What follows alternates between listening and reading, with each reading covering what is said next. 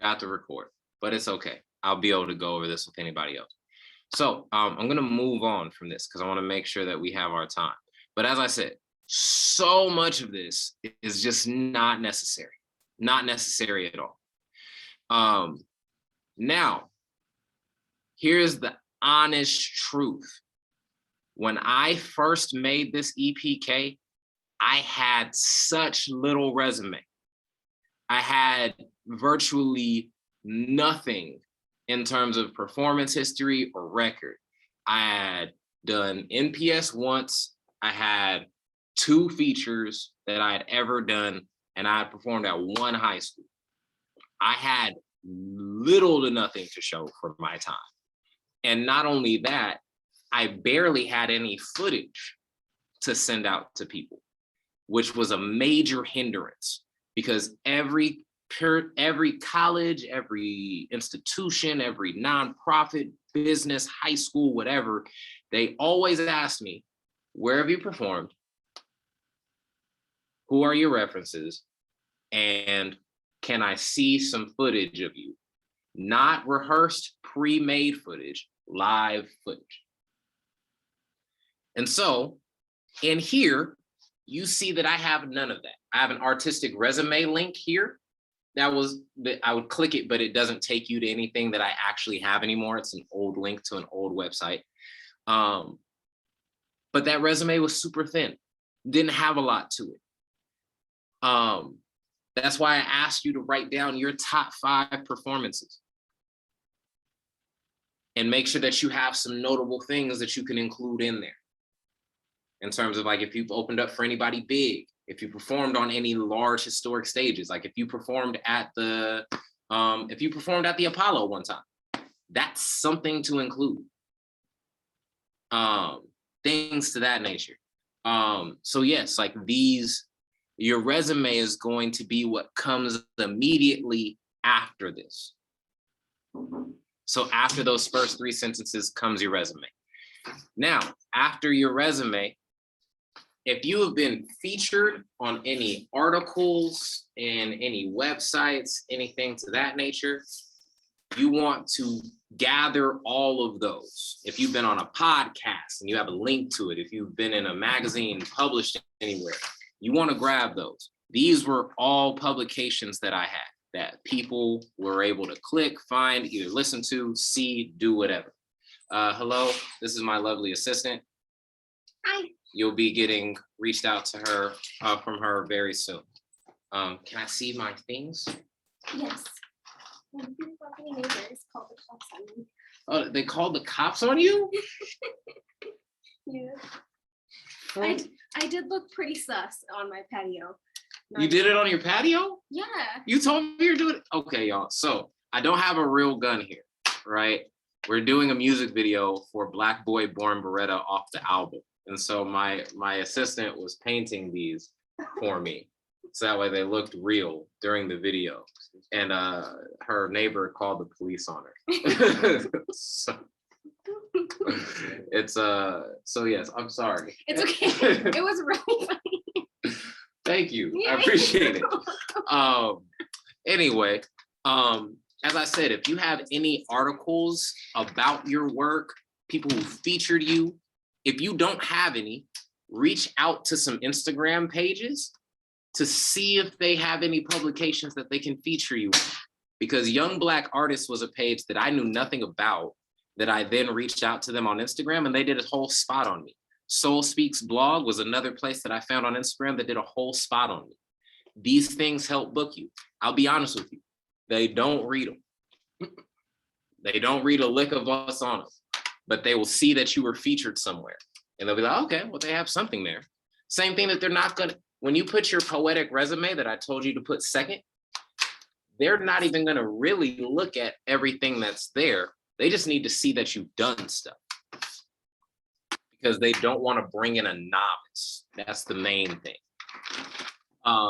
So the 3 things that I've told you is your first 3 to 5 sentences, your artistic resume, and then these articles. Next is you need to have your references. It helps if the references you have are the same people that you have featured from your performances in your artistic resume. then you could potentially tie those two together in the same spot. You want to make sure that they have an email that they can reach out to, and optionally a phone number. Phone number, not immensely necessary, but email is for sure a necessity. And if they have like a title or a position, like for instance, if it's like a president, if it's like a principal of a school, or like the president of, diversity, equity, and inclusion at a college, or like something like that at like a nonprofit or something. All these things are immensely helpful in being able to get you booked, because they probably won't call most of them. They probably won't call any of them, but they'll have the option to, which then helps them out. Yes, sir. Is it wise? You can lie on your actual resume and like put the homies numbers down. Can you do that on the EPK? No, because so my friend asked, can you lie and put the homies numbers down just in case? Don't do that, because then unless the homie is immensely prepared on the fly, they'll get a call at like 2 p.m. and be like, hi, this is Donovan. What's going on? And be like, Donovan, I thought this was, so I would not recommend that. So and then last but not least is the video footage that I recommended to you. Live performance footage. And this is why I said, what are the best 2 poems that represent you? They only had the capacity to watch about 45 seconds of each poem. So pick your favorite 2 that represent you. Not the most lyrical stuff you've ever made, but stuff that they'll be able to feel, stuff that'll touch them. My poem about my sister on AGT oftentimes is people's favorite poem by me, not because it's my most lyrical piece, but because it made them feel something. And if you're trying to book a gig with somebody who don't care, making them feel will make them care. So 5 things that go on your EPK are those first 3 to 5 sentences that describe you, what you do, and why you want to be there, and then what you're going to do while you're there, right? Then second is your resume. Third, articles of reference. Fourth is your references. Fifth is your video footage. Optionally, and I highly recommend it, if you already have dates booked, include this in your EPK. This is the only thing that could go on a page 2. And here's the reason why. If you already have days booked, it makes you look more professional. It makes it look like you're already in demand, versus coming to them being like, hey, I don't have anything yet. Can I come to your school? That's why you book your first gigs with stuff that with places you've already been to. Like you get a few features lined up with some poetry venues that you know, or you get a high school that you used to go to, or that you know a teacher at, and you put those on your tour list and you say, hey, I already have 7 shows lined up. I would like you to be my 8th. This is a strategy that helps out greatly. Question was, what is NPS? National Poetry Slam. And then somebody else asked, should your most viewed poetry clips be featured in your EPK? If you have a clip that has, I mean, like for myself, it all depends on how many clicks it has. You know what I mean? Like, because your clip that has 500 may be a lot to you, but to somebody who's doing booking, that's not really going to be a lot to them. Like they're looking at clips that are having tens to hundreds of thousands of views on them. So like, it's no disrespect to y'all at all. It's just these people interact with artists on a consistent basis, and notoriety is something that majority of poets don't have coming into the door. So I'm gonna stop sharing for a second because I want to see everybody's face. Any thoughts, feelings, or questions so far?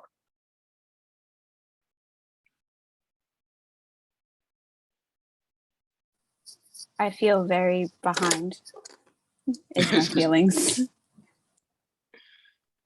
Why? Because like I don't really have anything. Like I have nothing. I did like Inspire Word out here in New York, NYC Voices, that's probably like my most prominent feature out of everything. So Very it's like, I'm like, constructive, though. step it up. Hey, yo, my honest response to that is, who cares? Who cares? I had 3 features under my belt when I did my first ever tour. This one was my first ever tour. I got 22 shows. 5 of them were colleges. So it don't matter. What matters is, if you get the yes, can you capitalize on it? Because if you get the yes and then you garbage, then it doesn't help you get the next yes. You have to be able to build off it. Bella, what's happening? I feel excited, knowing and understanding the resources and what the steps are. I think that was my biggest thing. Like, immediately, even on the meeting, I'm texting and I'm like, yo, do you have a link to that interview that I did with you? Or yo, do you have the link that to that? It makes me feel like I need somebody recording more often, because I don't have my performances recorded all the time. But like, I've been moving, dude. Like, I've been moving. And when I tell you moving, I've been moving. My biggest performance was at the Improv. And I'm like, okay, where's the footage to that? You know, like, and then understanding like the different, I think knowing the resources is what has me excited. Because when you don't know where to go, you don't know what to do, what you need, how to put it into works. But knowing it and knowing that I have access to it has me like on green. Like, I cannot wait to start working on this because I know where to go now. Yes. Also, here's a cool thing that I started doing during my first tour, and I recommend it. If you don't have a videographer, that's fine. Bring your own camera, and you don't even have to record your performance. Record 3 to 5 people after your performance and get their reactions.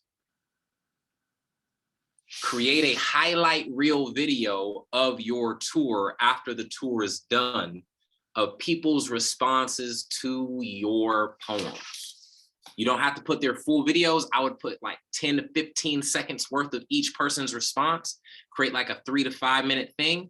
So that way when people ask, hey, how do people usually respond to you? I send them the link and say, this is what people usually think of my work. Yes, Bella? So basically, like, so hopping off stage, as people are exiting or as people are, you know, leaving the venue, like recording different intervals of like, oh my gosh, it was so blah, blah, blah, or oh my gosh, da, Set da, up da, a da. booth, like set up, like literally, like have like next to your merch table, like as soon as you're done with your performance, be like, hey yo, if you enjoyed what I did today, come holla at me for like 5 to 10, come holla at me for like 30 seconds. I just gotta ask you one question. And your question be, what did you think of Bella the speaker's performance today? And then they'd be like, yo, Bella was fire, yo. Like, I couldn't believe it. They were my favorite poet of the night, that whole thing. Give away free stickers, a keychain, whatever, to whoever participates in it. Because then it not only drives traffic to the video part, but then people are in line for your merch and they might just cop something because they were there. But we're going to talk about that whole marketing on the selling of merchandise later. So now we've looked at a really bad one. We're going to look at a better version that is also still completely too freaking long because I don't know how to self-edit. So let's do this real quick and share my screen. Boom, share. So this is the one that I did a better job with, but not a good enough job with. This is my second version. This is for my second tour. This is the one that I got 150 shows with. Let's look at it. Hello, my name is Brandon Leak. I'm a spoken word poet out of Stockton, California in the United States. I was using the United States because I was also reaching out to people internationally, which is a key thing because they need to know, international people need to know where you're from. So it said, hello, my name is Brandon Leak. I'm a spoken word poet out of Stockton, California in the United States. I'm reaching out to speak with you about being a feature with you all in the second quarter of my upcoming tour. I'm currently booked between the months of September through December, dates below. I'm planning on being in England during the month of April and would love to come feature with you all. Now, to explain the purpose of my tour, this tour is entitled the Dark Side Tour. And this tour is based around my upcoming spoken word album, Deficiencies, A Tale from My Dark Side, as well as my poetry. I don't know why it says as well as my poetry. The emphasis of this tour are the concepts of healing through art, self-actualization, and choices. To find a bio about me and any more information about me, please click this link. This is where a website comes in handy because you can give a brief explanation and then send them to a lovely link that will have more details if they're interested. Because now you don't have to include all the information and they can still find it. So I did a way better job of being far more succinct here. I put some things out of order and out of place, but it was still better than the first one because I cut out all the fat. There was nothing there that they didn't need to know. This also helped them understand when I wanted to be in their location. The second quarter of my tour, throughout the months of September to December, I am available. That's when I would like to be there. So that way they know, oh, hey, do we have an opening during these days to be able to bring him? If we don't, we move on. If we do, we book. Now, what I included next is something I told you about. I included my tour days and where I would be. I didn't, if you notice, I didn't even put the actual location place. I just put the city. I put the day and the number of performances I would be doing in that area. So the part where I messed up is I don't need to put all of these. The honest truth is I don't need to put all of them. I could have genuinely just put the month and put going across the number of cities or like the cities that I was going to, and they would know I was going there during that month. I wasn't even reaching out to a place in these cities. So it wasn't necessary. If I was trying to book another venue in San Jose, I would probably tell them what day I was in San Jose. But I was reaching out to England. They don't even know where Chico, California is. So it doesn't matter to them. So some of this stuff is fluff that makes it look good because it's like, oh, he's busy. He has a lot on his plate that he's doing, but it's not all of it is immensely necessary. So I would recommend cutting a lot of this fat out of here. But we now come to an area I did very well in. From my first tour, I got a lot of video footage. I'm gonna stop sharing for a second. Give me a second. And I'm gonna play a video for you all. Open link. Let's pray my Wi-Fi don't mess up on me.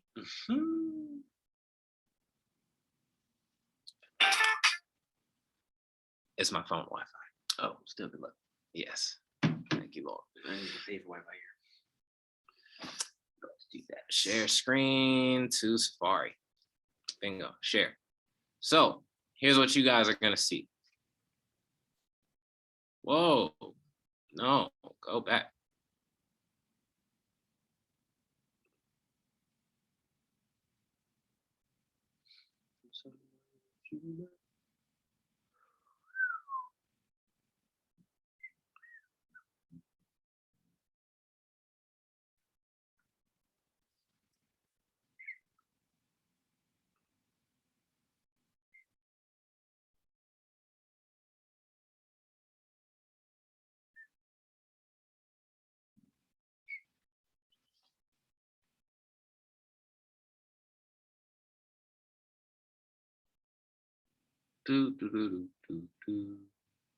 And I don't think this is gonna work, so I'm just gonna, you all have the link.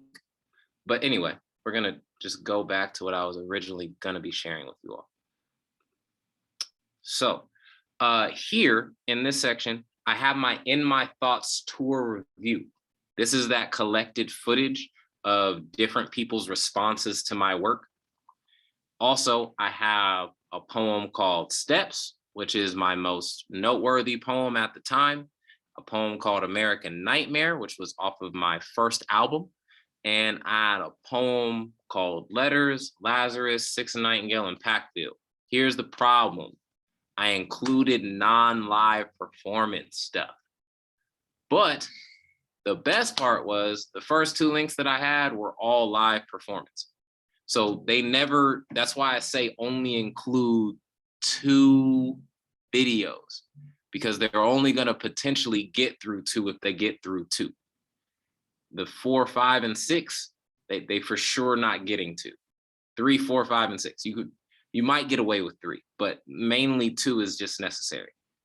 Next, I once again featured my articles that I had been, featured in, things to that nature.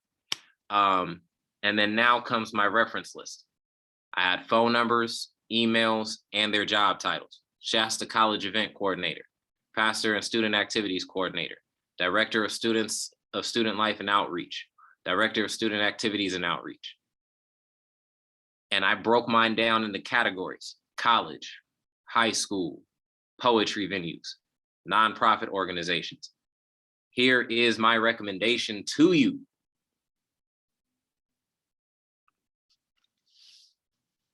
You do not, I don't know when y'all couldn't see me, but you do not need to send them references that are not in the same category. If you're booking a poetry venue, send poetry venue category references. You don't need to send them high school references. If you're booking a college, you don't need to send them a nonprofit reference. You need to send them your college references. This is once you build enough of a resume that you can distinguish between your reference lists. If you don't have a large reference list right now, include what you got. But once you build it out, like I have too many colleges now to like include every one of them. I only include my favorite performances of the people who I've really connected with. But if I'm reaching out to a college, the college don't care that I went to the high school, because it's not the same population. It's not the same demographic. They want to know what I can bring to their college. So they're going to care about what I've done at other colleges. Nonprofits don't care about what I did at the college, because they're not trying to market to college students. They are trying to get their constituents at their nonprofit, who are their employees, to be motivated by what I bring to their stage. So they care about what other nonprofits I've worked with. So as you build your resume, you can include all of them, but then cut highlight and cut the ones that aren't necessary to the people you are reaching out to at that current point in time. Thoughts, questions before I finish?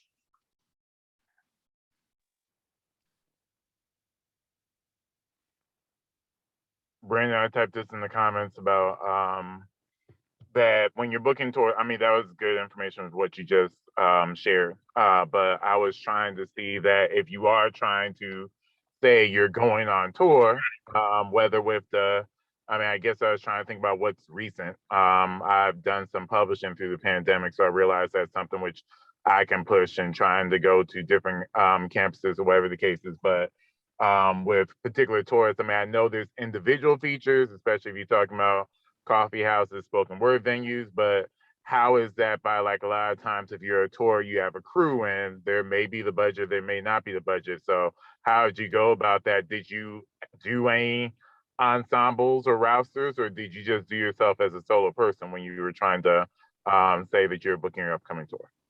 I went solo. Here's the reason why. You can get more money doing a group, but it's not much more. What happens is, as a solo act, I was getting paid at this time for this Deficiencies tour. If I was doing a college show, I was getting paid around $5,000 a show. I saw Bella look up immediately when I said that. And so I was getting about $5,000 a show.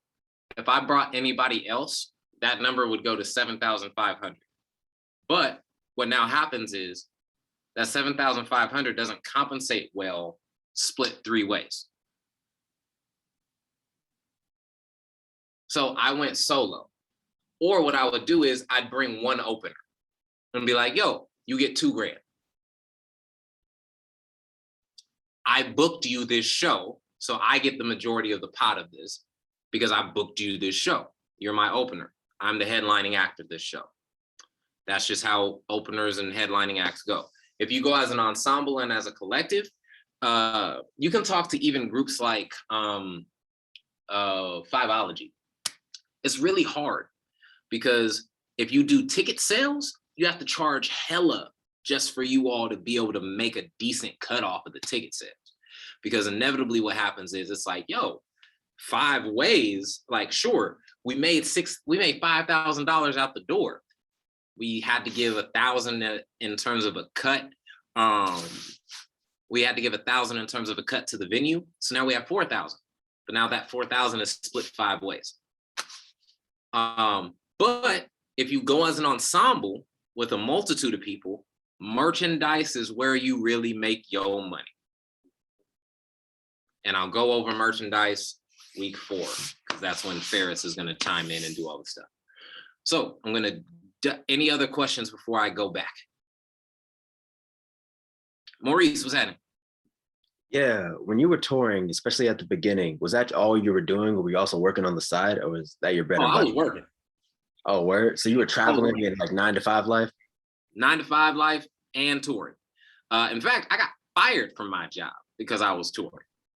Don't recommend that. What happened was I took a day off and I called in sick, and then I don't post when you on tour. I'm hella weak.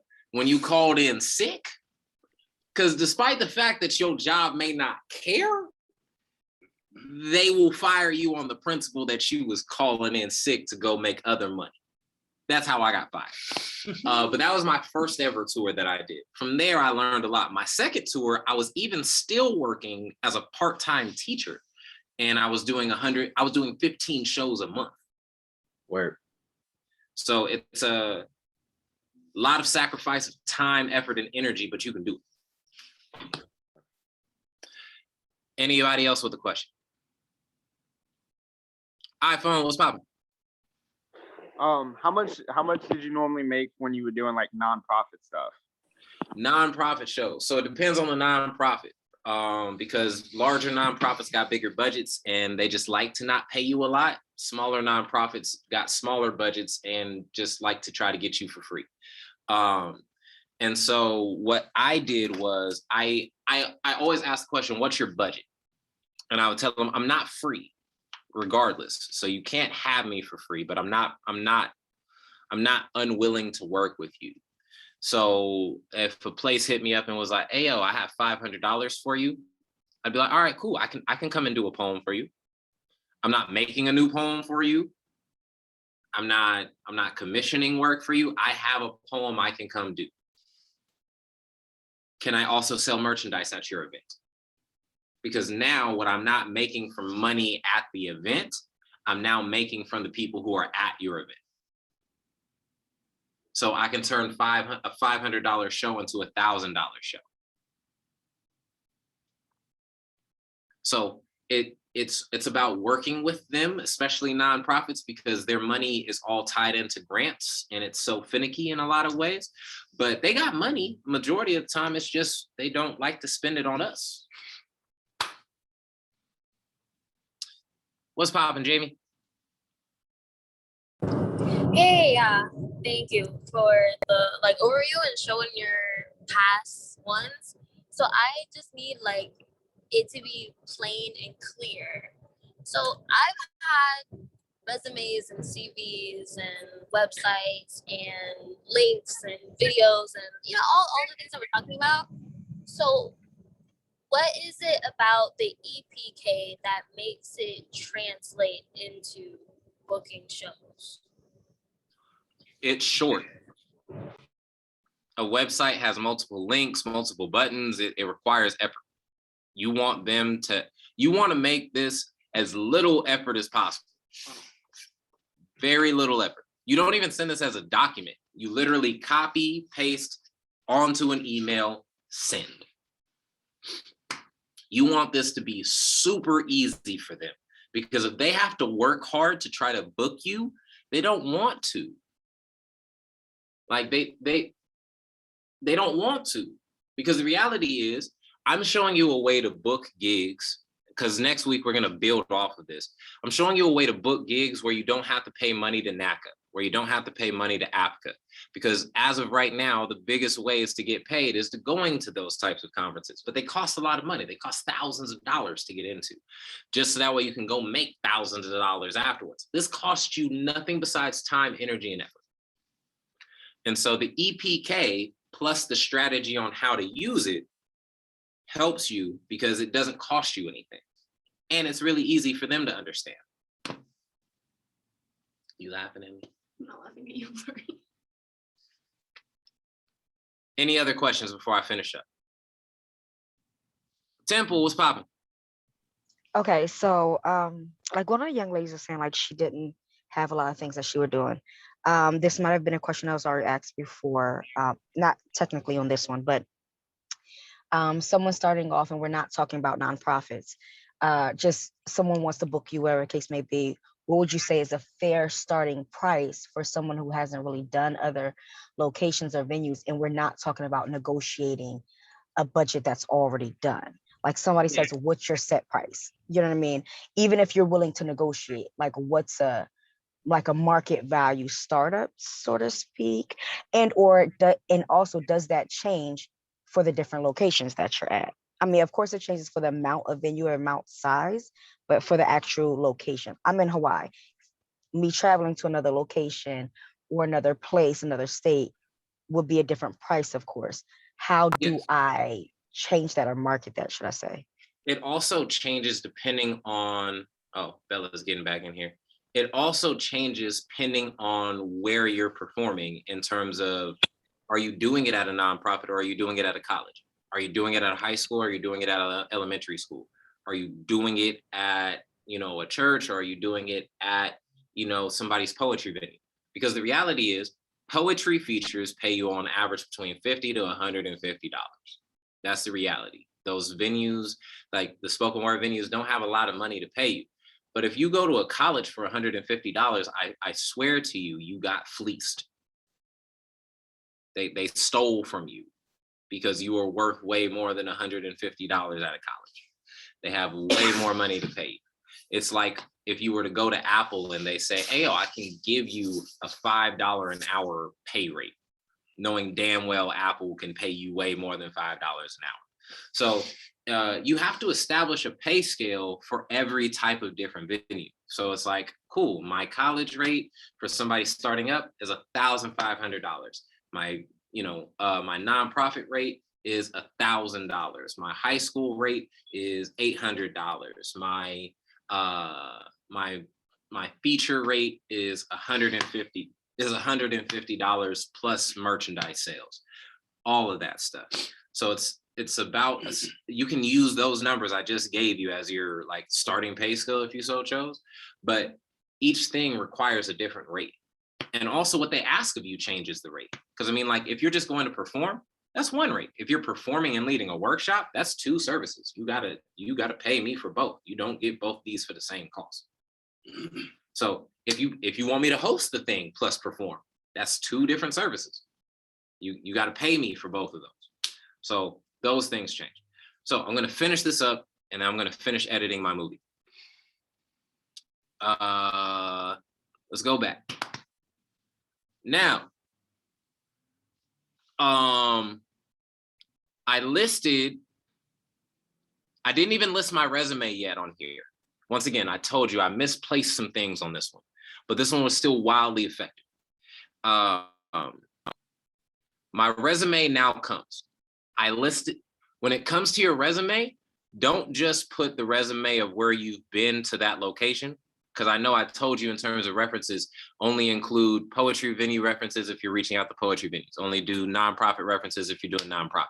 When it comes to your resume, include as much significant stuff as you possibly can. Significant.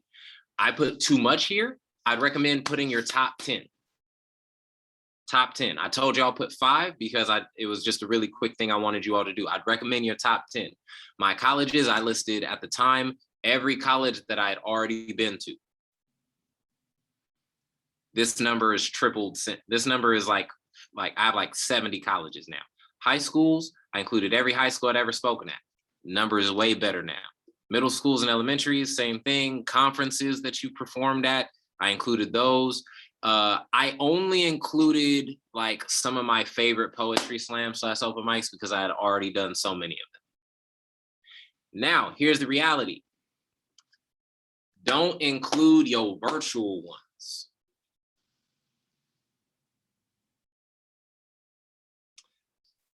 Here's the reason I'm going to say that. Virtual performances translating to in-person performances are vastly different services. If you're providing a virtual service to somebody, it's a different thing. How many of us know somebody who's dope in person but doesn't translate on camera well? Or know somebody who's dope on camera and then you saw them perform in person and you was like,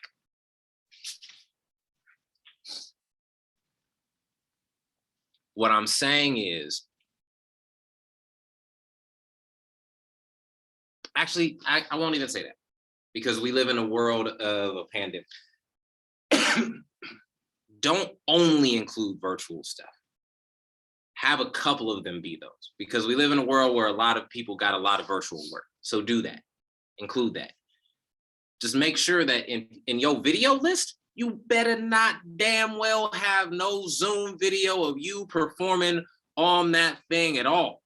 I don't want to see no Instagram live footage of you in these press kits. I don't want to see none of that. I want to see you in person with either somebody's camera or somebody's high quality resolution phone. All right. Now, what we're gonna go over next week is the strategy on using your EPK. My recommendation for you this week, work on it. Build yours this week. That's what that is your homework for the week.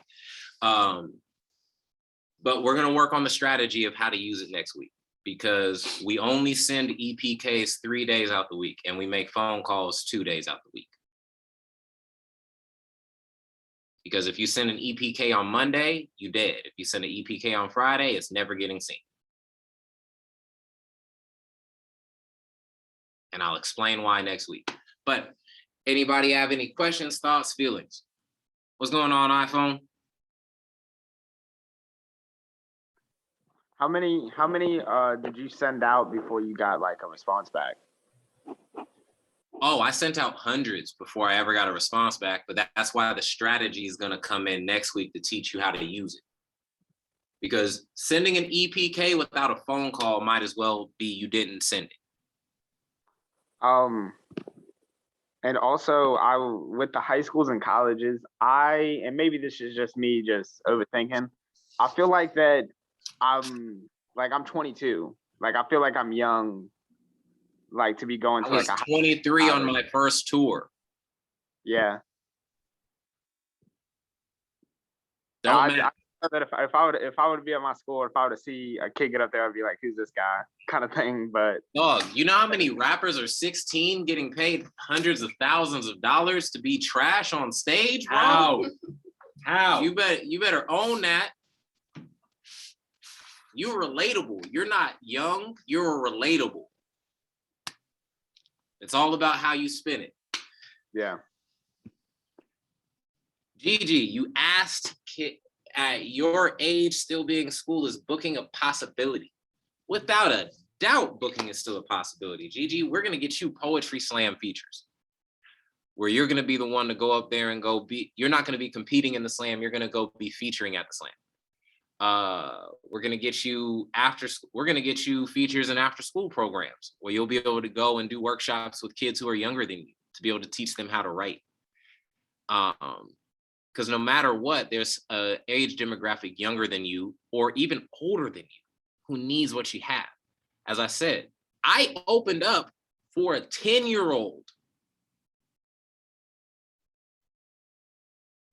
A 10-year-old, I was 26. He got paid way more than me. He got out of like what? How old are you at 10 years old? What grade are you in? 10? Fourth, fifth grade, whatever the frick. He got out of school to go make $10,000. You know what I mean? So I'm like, it don't matter how old you What's happening, Bella? So the gears are turning. The gears are definitely turning. And I think something that I don't want to say I'm afraid of, but I'm afraid of is the fact that I'm a teacher. So a lot of this juggling like my time with trying to like keep my momentum and build and build and build kind of like worries me. It scares me because it makes me feel like it almost like prevents me from moving forward as hard as I feel like I should. But with all the educational aspects, I'm like, how as an educator can I turn this into something where it puts me in the door even further? Like I'm a teacher, like I should have the inside scoop on like the elementary schools and the middle schools and the high schools. But like I still feel like who do I talk to? Like where do I go? Like how? Like, you know what I mean? Like And next week we go over all of that. So who, boom. what, when, where, and how. Trust me, we go over all of that because it's scary, it's intimidating. And I'll be honest with you all. If you want to be this as a profession, there's going to come a point where your current profession and your one that you building are going to clash. And you're going to end up having to let one of them go. I had to let go of teaching because I was a teacher just like you. And it came to a point where I was like, yo, I'm a good teacher. Oh, Nora, it'll be available. This one will be available in a few days. I just have to go on YouTube. Being a dad of 2 kids is doing a bunch. But no, like they rub up against each other, especially in this profession, because especially being a teacher, because your schedule is the same exact schedule as the one that you're trying to build a lot of your resume into, right? Like that's the reality of it. Most poets are booked majority of the time in school times. So it's really hard. But I would say this, you have more knowledge than you give yourself credit for. I'm just going to expose that to you next week. Anybody else's thoughts, feelings?